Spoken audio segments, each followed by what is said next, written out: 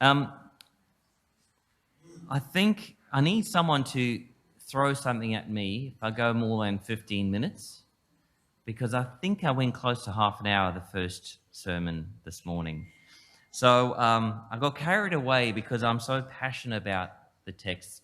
And so I'm going to try and stick closely, and I've shaved a lot off.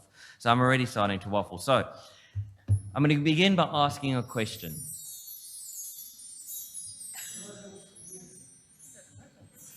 How do you eat an elephant? How do you eat an elephant? How do you eat an elephant? One bite at a time. That's right. One mouthful at a time. I'm going to come back to this, but I want you to remember that. How to eat an elephant. So the passage from James today, there's James 2, verses 14 to 17. We're going to be listening to a number of passages for the next 4 weeks from James. So as in the season of creation, each week has a passage from James from the New Testament. But in a nutshell, James, the letter of James, is putting to us that faith, if genuine, must be demonstrated by works. Faith, if genuine, must be demonstrated by works. And there's that old saying, you've probably heard it before, if Christianity became illegal tomorrow, would there be enough evidence in your lives to convict you? If Christianity became illegal tomorrow, would there be enough evidence in your lives to convict you? And I think this is kind of along the lines of what James is getting at, is that we need to put our faith into action, into practice. Now, there's a lot of, over the centuries, there's been this contention in one sense about the teachings of James. And it's that some people fear that his teaching comes into conflict with the teaching of Paul. So Paul writes, it's faith alone that saves. There's nothing that we can do to make God love us more. There's nothing that we can do to be saved. It is through faith alone. And I agree with that. That's the teaching of the church. And I would even argue that James agrees with that too. Martin Luther once wrote of the epistle of James, of the letter of James, that it was the epistle of straw. Got no substance. You can pick it apart. Should not be the foundation of anything. And partly this is because of Paul's position. Paul's position is that it's faith alone, and works do not lead to salvation. But Paul's understanding of works were more about external observance of tradition. So in Paul's day, and we spoke about this, I think, last week, was about washing pots. Washing pots had to be washed, or your hands had to be washed before you ate, things like circumcision. These were acts to make you acceptable to God. There were the 600 plus laws that an Orthodox Jew would have to follow. And so Paul was saying, no, those things are irrelevant. It is faith that saves. And in our sense today, that would be similar, like, do you have to do the sign of the cross, or light a candle before the other candle, or how many times do you have to acknowledge the altar if you walk past the center of the church?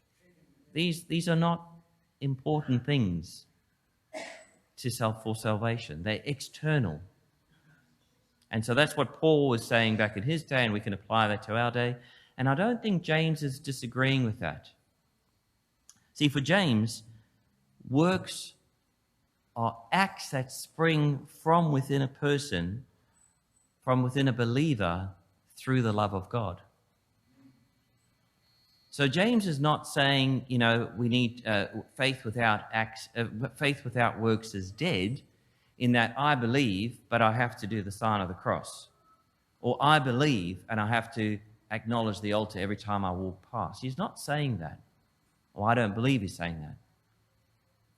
I believe James is saying that faith without works, without acts of goodness in the world, living out your faith is dead if you don't live it out. It doesn't lead to life. And so it's a subtle difference, but it's not saying you need to do these things to be saved. Through faith alone we are saved. But through our faith, we are blessed to be a blessing to others. And I guarantee, because I've experienced it myself, when we are a blessing to others, we are blessed in that. So I just want to look briefly at one of the, some of the passages in James. Now, verse 20 is the verse that I regularly fall back onto. But it wasn't read today. It wasn't part of today's reading. We went up to verse 17. But verse 20 is this, and it echoes how we finished the reading, how Beck finished the reading with faith without works is dead. So verse 20 is this. Do you want to be shown, you senseless person? I love that bit. I'm sure that's the PC version. But do you want to be shown, you senseless person, that faith without works is barren? Is barren. It's a different word. It's not nekra, the Greek word nekra, which they translate into dead. This Greek word is arge. And arge, translated, is useless, worthless, lifeless, lazy.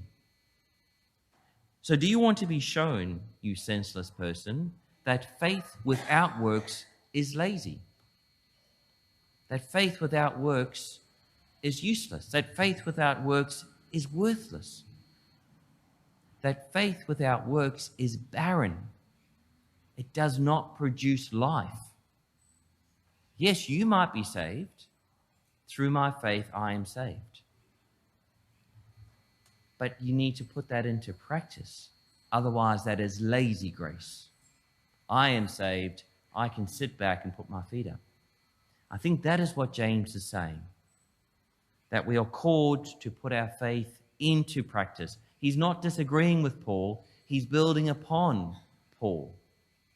It is through faith alone that we're saved. But do not be complacent. So I love that verse 20. That faith without works, you senseless person, is barren. So for James, faith in God should bring life to oneself and to others, both in the now and for the future. Because salvation, when we talk about being saved, salvation is not just about at the end of days when we meet Jesus. Salvation is also in the here and now. We can be saved today. We can help bring light into a person's day today. So the season of creation is our theme for the next 4 weeks. And this year's theme is the oikos of God, oikos being the household. So the season of creation goes beyond just let's look after the earth, the planet. That's been themes in other years. This year, it's about the oikos, the household. What makes up a household? It is the physical environment, but it's also the people, the setting, the society, the neighborhood. And that's what we are called to reflect on. And if I can have the next, oh, there we go. This week, the theme for the first week is a just home for all people. A just home for all people. And so the challenge, I think, for all of us, if we look at James, the reading from James, about being urged to be active in our faith, not passive, but intentional, stepping out, living a lived faith. The question for all of us, myself included, those of you at home, us sitting here, individually and collectively, individually and as a church, is how are we part of bringing justice to our world? A just home for all people. So how are we part of this process of bringing justice to the world? How are we caring collectively for our home, for the physical environment, as a church, remember, as a group of people, and individually? How are we caring for our home? The physical environment, but also the people, the society. When we didn't listen to the Old Testament reading, but the Old Testament reading today was from Proverbs.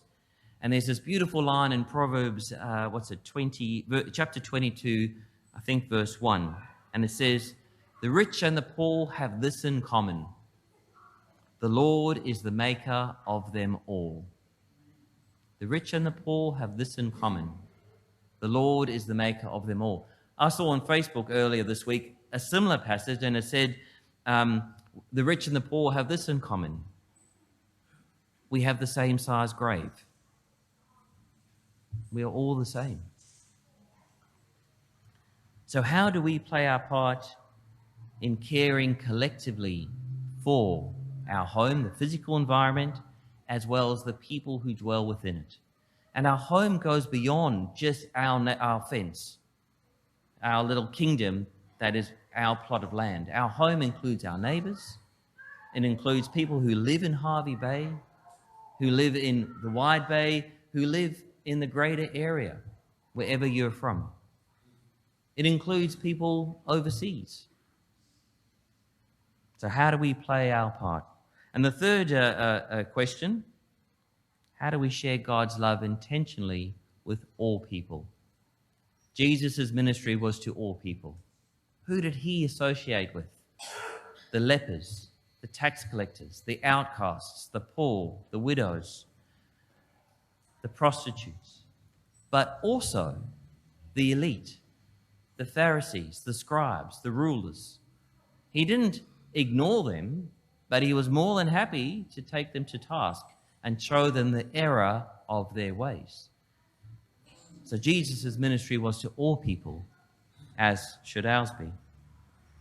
So, I'll come back to my question that I began with at the start. How do you eat an elephant?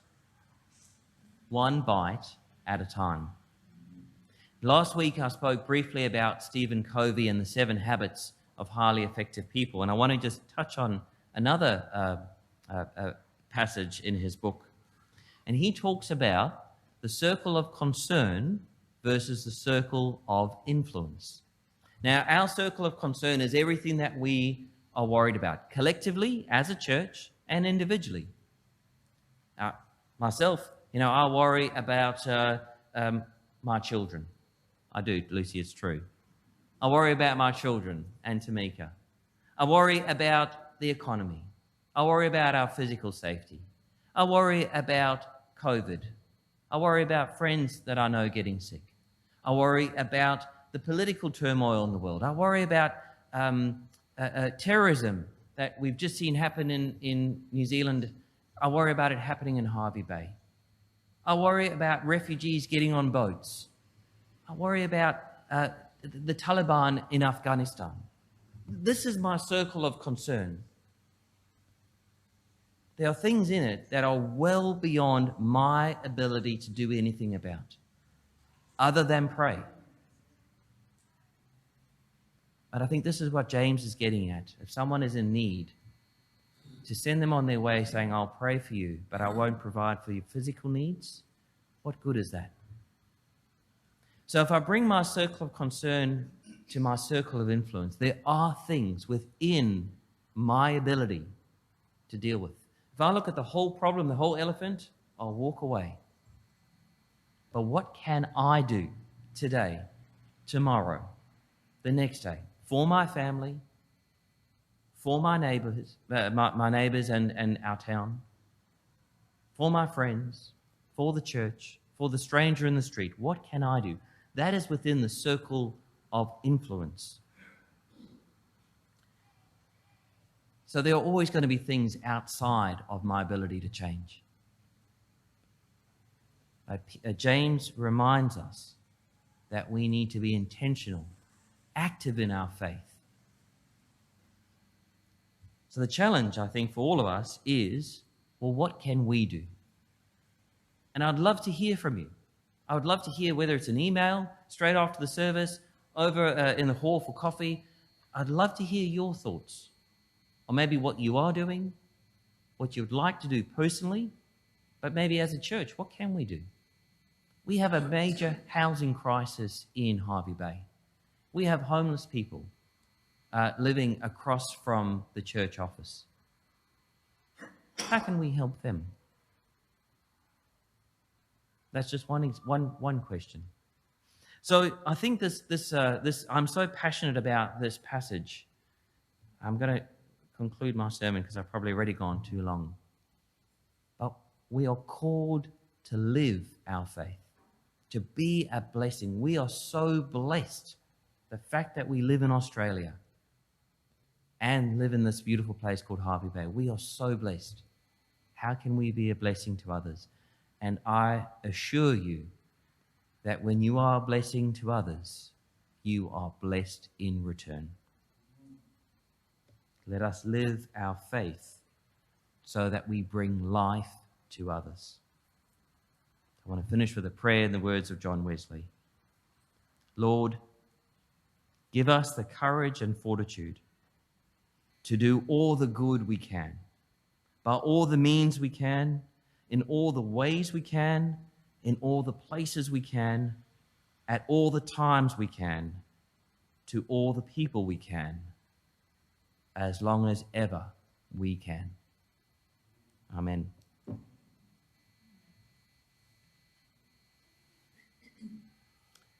I look forward to the conversations after the service.